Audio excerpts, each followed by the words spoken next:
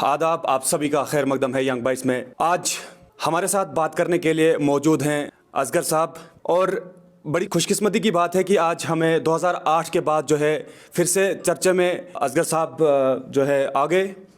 और लोगों के दिमाग के अंदर बहुत सारी ऐसी बातें हैं जो वो असगर साहब से करना चाहते थे, और वही कुछ सवालात इस वक्त हम करने जा रहे हैं। और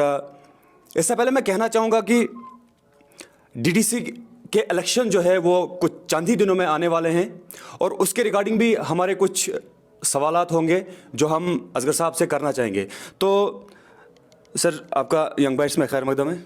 शुक्रिया, बहुत बहुत शुक्रिया आपने ये तकलीफ़ की। हमारा सवाल आपसे सबसे पहले ये रहेगा असगर साहब, बहुत सारे, अगर हम ज़िला किश्तवाड़ की बात करें, यहाँ की आवाम, यहाँ की पब्लिक ये जानना चाहती है आपसे कि सबसे पहले आप एक ऐसी जमात के साथ जुड़े थे जहाँ पे आप अपने जो भी आपकी नज़रिया था, जो भी आपके आइडियाज़ थे, वो आप पीडीपी के अंदर इम्प्लीमेंट कर सकते थे। आपने पीडीपी को छोड़ के एनसी का हाथ थाम लिया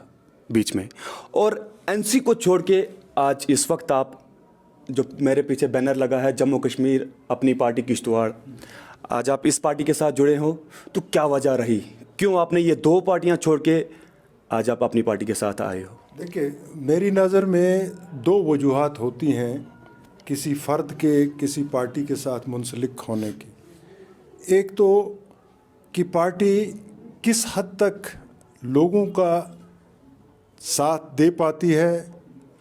वो उतर पाती है उनकी उम्मीदों पर, एक ये क्राइटेरिया होता है। दूसरा क्राइटेरिया ये है कि एक फ़र्द जो किसी पार्टी के साथ मुंसलिक है, क्या वो अपने लोगों की उम्मीदों पर उतर सकता है, क्या जो वादे पार्टी ने एजेंडे में या मंशूर में लोगों के साथ किए हैं, क्या उन पर पार्टी पूरी उतरती हो, और उस फ़र्द का जो उस पार्टी के साथ वाबस्ता है उसकी कितनी काविश रही है, कितनी कोशिश रही है कि वो लोगों की उन उम्मीदों पर पूरा उतर पाए, और उसने किस हद तक उसके लिए लड़ा है। असगर साहब, आपकी बात से हम सहमत हैं। आपने जो कहा, आप इस वक्त जो है लोगों के हित में काम करना चाहते हो, लोगों के काम करना चाहते हो। पीडीपी एक बड़ी जमात थी, पीडीपी में भी ये सब हो सकता था जो आपने बताया, लेकिन एक बड़ी जमात छोड़ के आप एनसी में, और एनसी को छोड़ के, देखिए, बड़ी जमात तो आप इस वक्त कह रहे हैं, जिस वक्त हमने इसकी बुनियाद डाली थी तो ये एक बड़ी एक महदूद शक्ल में थी, और उस वक्त भी हमने लोगों से जो वादे किए थे, मैं रियासत का उस पस मंज़र में नहीं कहना चाहूँगा, मैं आपको सिर्फ अपने इस जनाब के खिते के बारे में कहूँगा कि 2012 में हमने मुफ्ती मोहम्मद सईद साहब, जन्नत नसीब हो उनको, उनके उस सदारत में डोडा की सरजमीन पर एक बहुत बड़ा जलसा किया, जिसमें 12,000 लोग जो थे वो आईबी की गिनती थी, उधर इंटेलिजेंस की गिनती थी। उसमें हमने एक करारदाद पास की, जो मुफ्ती साहब ने खुद अपने हाथ से करारदाद जो है आवाम के सामने पेश की थी। उसमें कुछ वादे किए गए थे, जिसमें सबसे पहले ये था कि जो बिजली यहाँ हम फराहम करते हैं पूरे हिंदुस्तान के लिए, जिसमें उस वक्त पावर प्रोजेक्ट्स जो सरफहरिस्त हमारे यहाँ जो कुछ आज बन रहे हैं, कुछ बन चुके हैं, उनके हवाले से मुफ्ती साहब ने एक यकीन दहानी दिलाई थी कि हम जो ही इक़्तिदार में आएंगे तो 5 किलोमीटर के रेडियस पर में जितनी भी आबादी आती है इस जनाब की वादी की, जनाब के खिते की, उनको बिजली फ्री फराहम करेंगे। एक तो ये पहला वादा था। दूसरा ये था कि इन प्रोजेक्ट्स में और बाकी जो दीगर प्रोजेक्ट्स थे, ख्वाह वो नेशनल हाईवे का था या किसी दूसरी निवेद का था, उसमें लोकल यूथ की एब्जॉर्प्शन के सिलसिले में उन्होंने वादा किया था कि हम लोकल यूथ को वहाँ पर 80% जो है वो रिजर्वेशन देंगे। और फिर एक तीसरा वादा था कि जो वाटर सेस यहाँ जमा होती है, आपको शायद मालूम ना हो, मेरे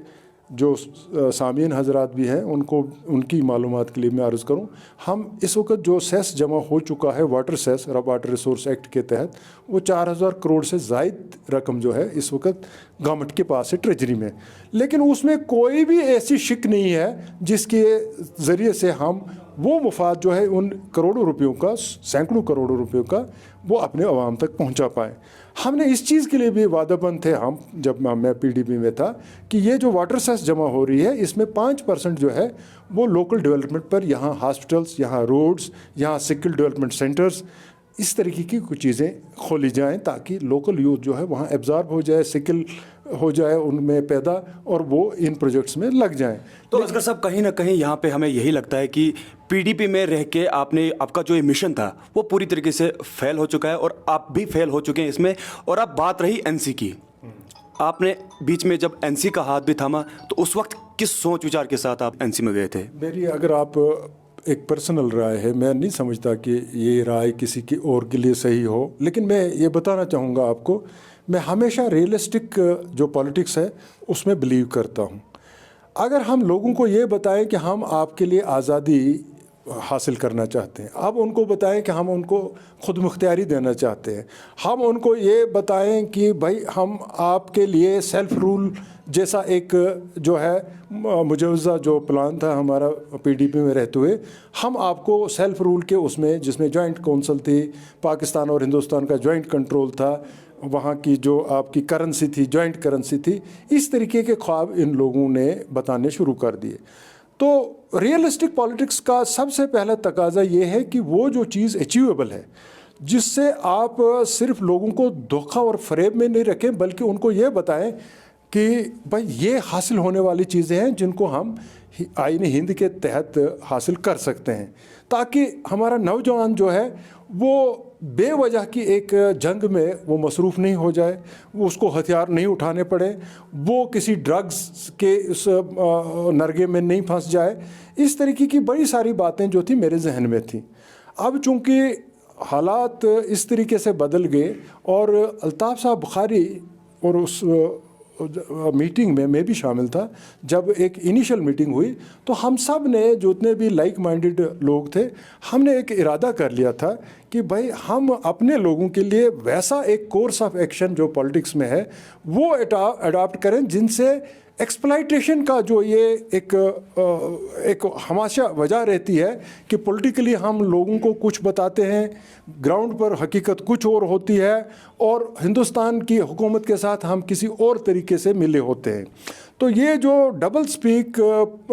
کی وہ جو بات تھی, جو دوہری شخصیتوں کی بات تھی, اس کو ہم نے رد کر دیا, ریجیکٹ کر دیا. ہم نے کہا دیکھیے اس وقت ماحول یہ ہے کہ ہم نے اپنے آپ کا سروائیول ڈھونڈنا ہے, ہم نے سسٹیننس ڈھونڈنی ہے, ہم نے لوگوں کے بچوں کے لیے, اپنے بچوں کے لیے, ہمارے اپنے بچے ہیں, ان کے روزگار کے وسائل ڈھونڈنے ہیں. ہم نے یہاں جو پروجیکٹس ہیں ان میں ہم نے اپنے یوتھ کی ابزارپشن چاہیے. ہمیں یہ چاہیے کہ جس طریقے کے ماحول میں آج کا نوجوان پھنسا ہوا ہے,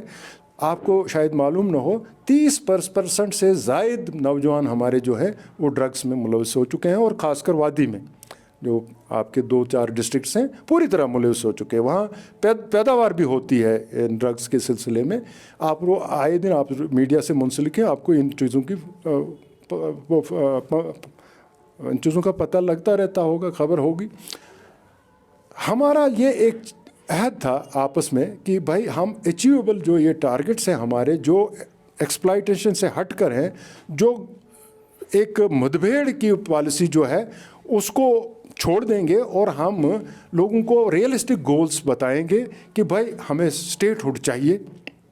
ہر صورت میں چاہیے, جس کے لیے مجھے لگتا ہے پرائم منسٹر آف انڈیا وہ بھی کمٹمنٹ کر چکے ہیں اور فلور آف دا پارلیمنٹ پر کر چکے ہیں. ہوم منسٹر ہمارے ساتھ جب ہم نے 2 بار ملاقاتیں کی, ہوم منسٹر سے کی اور اس سے پرائم منسٹر سے کی, اور دونوں بار انہوں نے یقین دہانی اس بات کی کہ اسٹیٹ ہوڈ واپس آئے گا.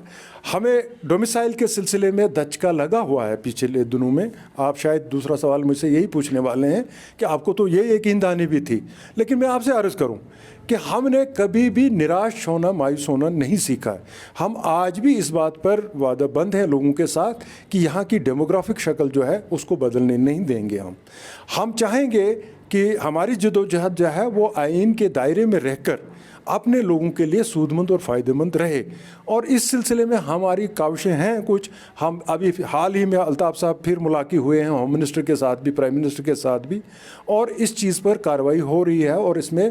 انشاءاللہ میں آپ سے یہ وعدہ کرتا ہوں, وعدہ تو خیر میں کہ, لیکن میری ایک ذہن میں یہ چیز ہے کہ آئندہ کچھ ہی دنوں میں, شاید مہینے 2 مہینوں میں آپ یہ دیکھیں گے اس میں تغیر آنے والا ہے, اس میں کچھ امینڈمنٹس آنے والی ہیں ڈومیسائل لا میں بھی. اسی طریقے سے بہت سارے اور بھی چیزیں ہیں जो हमारे लोगों के सामने आकर खड़ी हो गई। और इस वक्त पूरा मौका नहीं है कि मैं उन सब चीज़ों को एनुमरेट करूं आपके पास, लेकिन क्या आप ये समझते हैं कि जो ये भिड़ने वाली है एक पॉलिसी, पॉलिटिकली एक्सप्लॉइट करने वाली है नौजवान को और कश्मीरी को ख़ास तौर पर, आज कश्मीर का अवाम इन पर्टिकुलर और जम्मू कश्मीर का इन जनरल, मैं ये कह रहा हूँ कि सोशली हम बैकवर्ड हो रहे हैं, एजुकेशनली बैकवर्ड हो रहे हैं। हमारे पहले तो इस कोविड की बीमारी की वबा की वजह से भी हमारे 6 महीने से ज़्यादा हमारे ज़ाया हो गए हैं बच्चों के, लेकिन इससे पहले 5 अगस्त के बाद पूरा कश्मीर बंद रहा, इसमें एजुकेशनल इंस्टीट्यूशंस बंद रहे,